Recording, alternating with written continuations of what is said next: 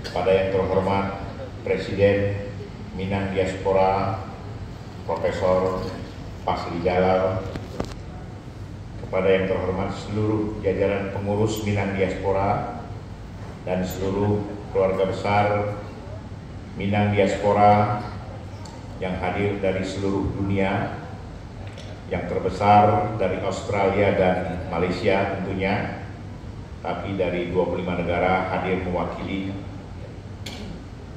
yang hadir pada hari ini.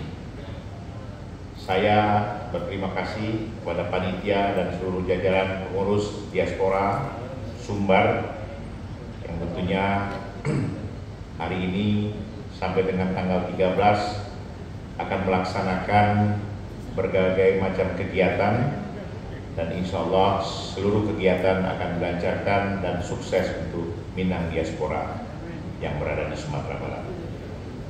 Puji syukur kepada Allah Subhanahu wa Ta'ala, Tuhan yang Maha Kuasa, karena atas limpahan rahmat dan karunia-Nya kita masih diberikan kesehatan dan kesempatan untuk menghadiri acara pertemuan Diaspora Minang dan Gundukan Dua Minang sedunia.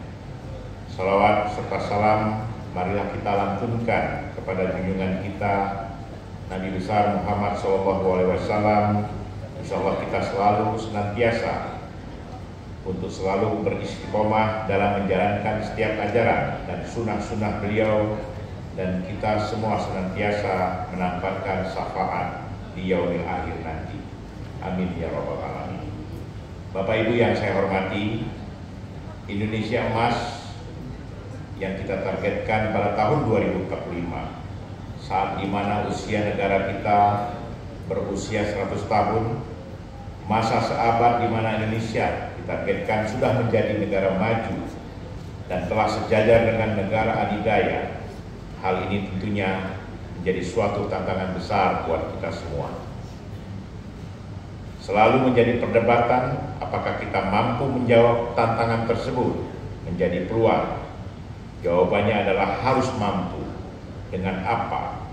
Dengan penguatan sumber daya manusia, infrastruktur yang handal, serta memadai, serta karakter bangsa yang kuat.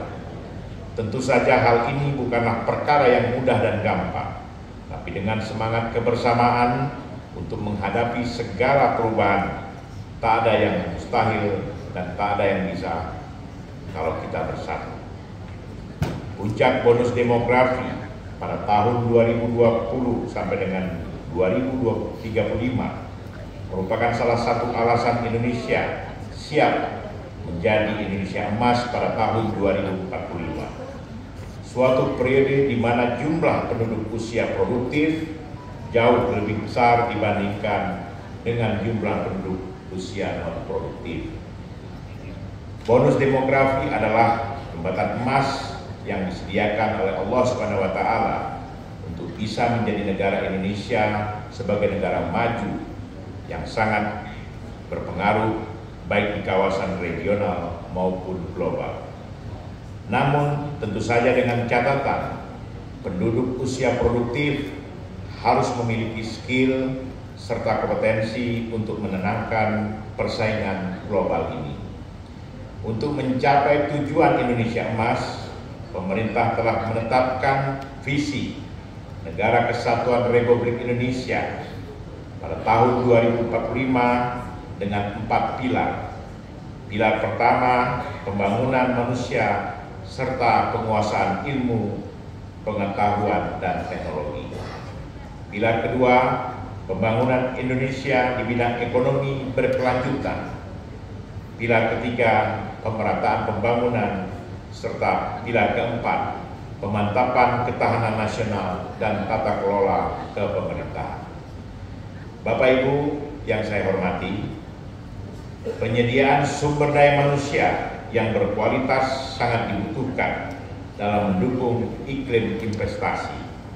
Peranan sumber daya manusia sangat signifikan karena sumber daya manusia merupakan faktor yang menentukan apakah sumber daya manusia dapat berfungsi secara optimal atau tidak.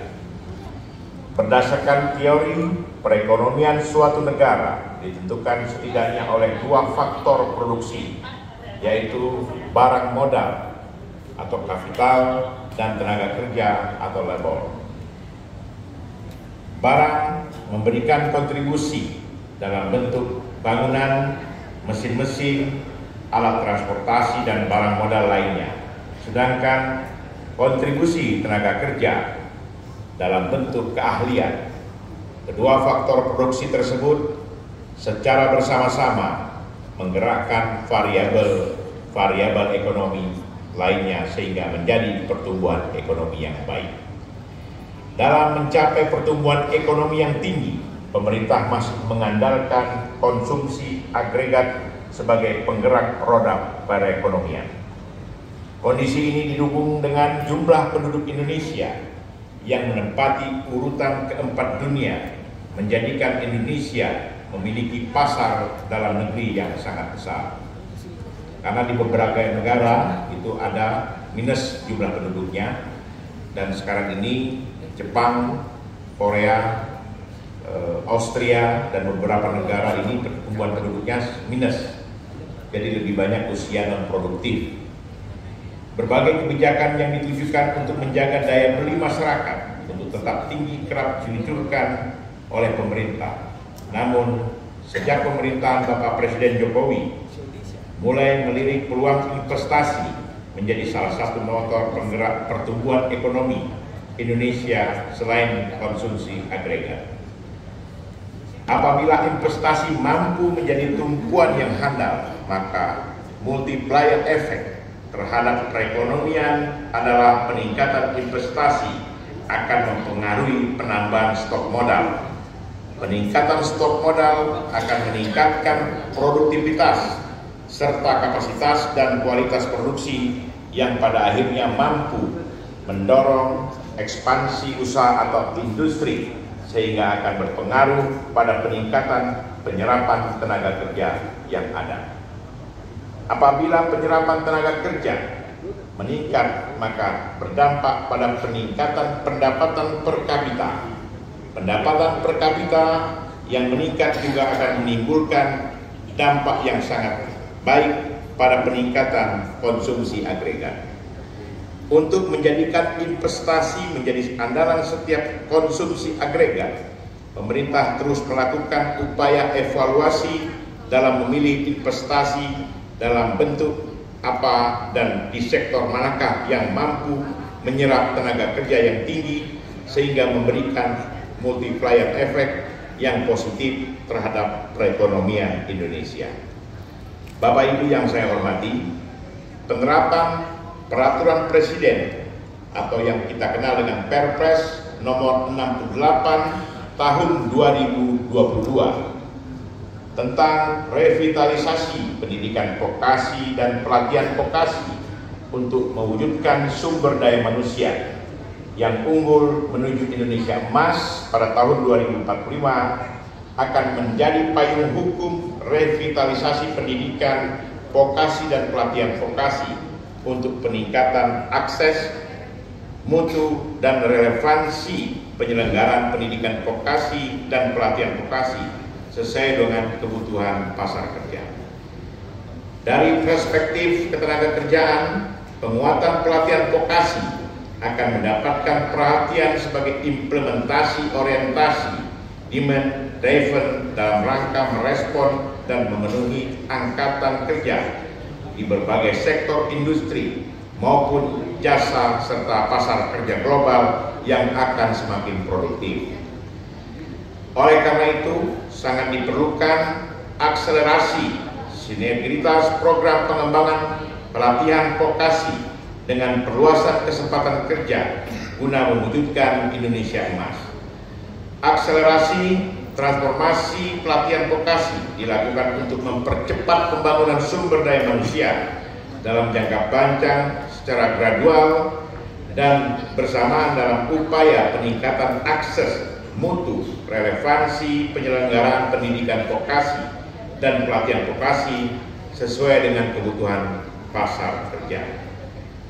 Peningkatan kapasitas dan kualitas tenaga kerja yang dilakukan dengan peningkatan keahlian tenaga kerja melalui pelatihan vokasi Akselerasi pelatihan kerja vokasi menjadi strategi untuk mengintegrasikan kebijakan, norma, prosedur, dan pelaksanaan tata kelola kebijakan kelembagaan yang transparan dan akuntabilitas dilakukan untuk mewujudkan standarisasi program pelatihan, standar sarana dan prasarana, standar instruktur dan tenaga pelatihan yang ada, standar akreditasi kelembagaan pelatihan vokasi, mutu penyelenggaraan pelatihan, kemitraan dan pendanaan pelatihan vokasi dalam orkestra vokasi, seluruh stakeholder vokasi yang diharmonisasikan secara terus-menerus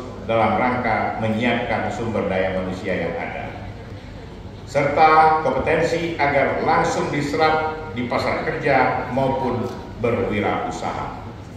Bapak Ibu yang saya hormati, memang banyak PR buat kita semua, terutama kami di Kementerian Ketenagakerjaan dalam penciptaan sumber daya manusia yang handal, yang mempunyai skill serta kemampuan kompetensi yang layak.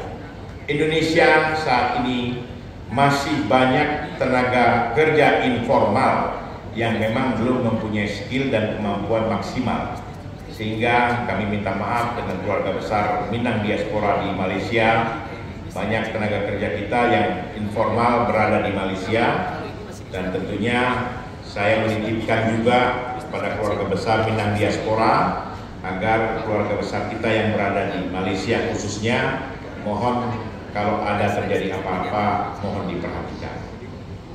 Jadi hampir lebih kurang ratusan ribu tenaga kerja kita yang ada di Malaysia itu yang bekerja di bidang informal. Mungkin inilah yang bisa saya sampaikan. Demikianlah apa yang bisa saya sampaikan pada forum yang terhormat hari ini. Apresiasi saya sampaikan kepada seluruh panitia penyelenggara yang telah menyelenggarakan pertemuan ini guna memperkokoh sinergi masyarakat Minang di rantau dan guna menjaga dan melestarikan nilai-nilai adat, budaya, dan bahasa Minang di ranah dan di rantau. Semoga kita sekalian senantiasa selalu dalam lindungan Allah dan bimbingan Allah Subhanahu wa Ta'ala. Terus kita pantun kok. Batang karambia di Panje baru. Saya tentu baru ada Pak. Baik, lain masih banyak. Anak tupai memakan jambu. Salamai bapisah kawan sadua. Semoga bersopo di lain waktu. Sekianlah saya akhiri. Selamat menjalankan kegiatan ini. Semoga kita semua senantiasa dalam lindungan Allah Subhanahu wa Ta'ala. Wabillahi taufiq wal hidayah. Wassalamualaikum warahmatullahi wabarakatuh. Waalaikumsalam. Mohon izin Pak untuk tetap di atas.